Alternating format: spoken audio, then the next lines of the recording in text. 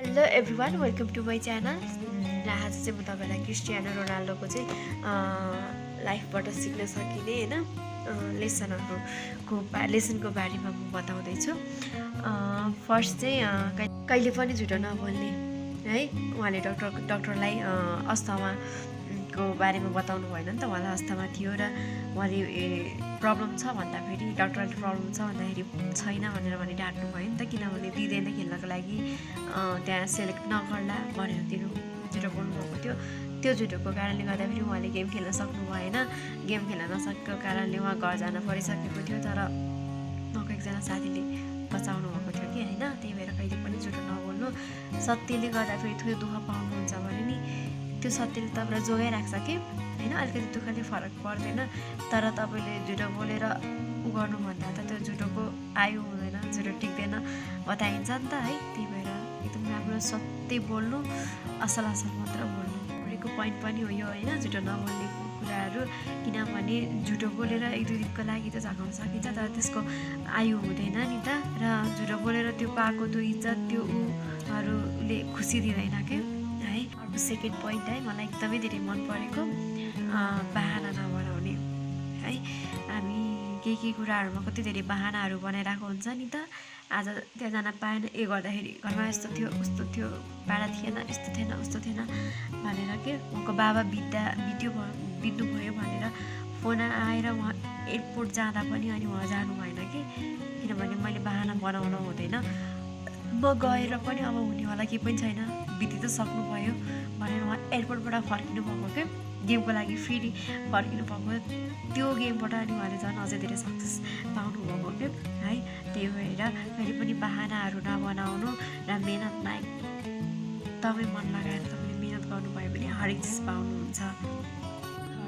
मेहनत गर्न कहिले पनि पछाडि नहट्ने है। स्टेडियममा कोही पनि नहुँदा पनि त्यो गोल प्र्याक्टिस गरेको प्र्याक्टिस गरेको कति धेरै प्र्याक्टिसहरू गरेको, एक्लै पनि प्र्याक्टिस गरेको, धेरै सेसनहरू त्योहरू थियो कि होइन। त्यो उहाँले यति धेरै प्र्याक्टिस गर्नुहुँदैछ, त्यतिकै त रोनाल्डो बन्नुभएको होइन नि त होइन। Favourite footballer. र अर्को फोर्थ है, यो चाहिँ आफ्नो गोललाई के चेन्ज नगर्ने कि अरू कसैको कुराहरू सुनेर।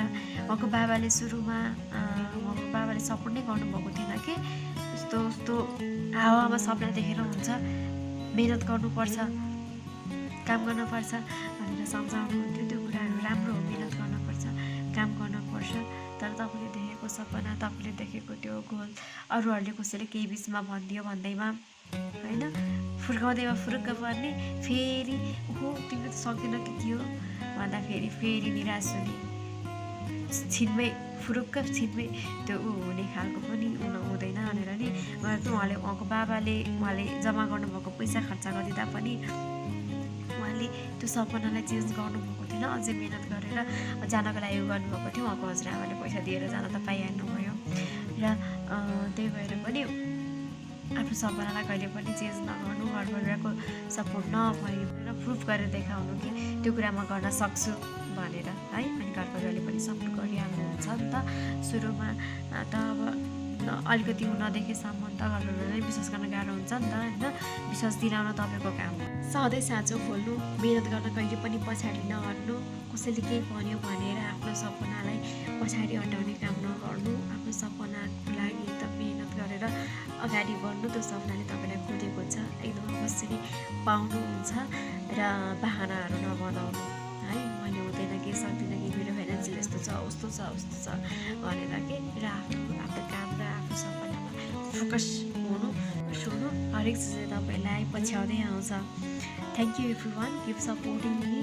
र तपाईँहरूलाई कस्तो भिडियोहरू हेर्न मन छ एकदम बताउनु र मोटिभेट गर्ने कोसिस गरेको छु। कतिको मोटिभेट हुनुभएको छ, एकदम सपोर्ट गरिदिनु, मोटिभेट हुनु, खुसी हुनु, इम्प्लिमेन्ट गर्नु। फर्स्टमा त यस्तै मोटिभेसनल भिडियोहरू हेरेर मात्र भन्दा पनि आफूले पनि सुनेको कुराहरू, मेरो भिडियोमा त्यो सुनेको कुराहरू मेहनत गर्न, आफ्नो सपनामा टिकिराख्नलाई लागि त्यो कुराहरू छ नि, सत्य बोल्नको लागि कहिले पनि झुटो नबोल्ने, त्यो कुराहरू आफ्नो व्यवहारमा उतार्नु पऱ्यो, आफ्नो जीवनमा चाहिँ उतार्न पऱ्यो, अनि मात्र काम हुन्छ है। यदि उतार्नु भयो भने पनि तपाईँको लाइफ चेन्ज हुन्छ होइन। हामीले कति कुराहरू सुन्छौँ मात्र कि त्यो एउटा मिस्टेक चाहिँ गर्दै नगर्नु है। Have a nice day.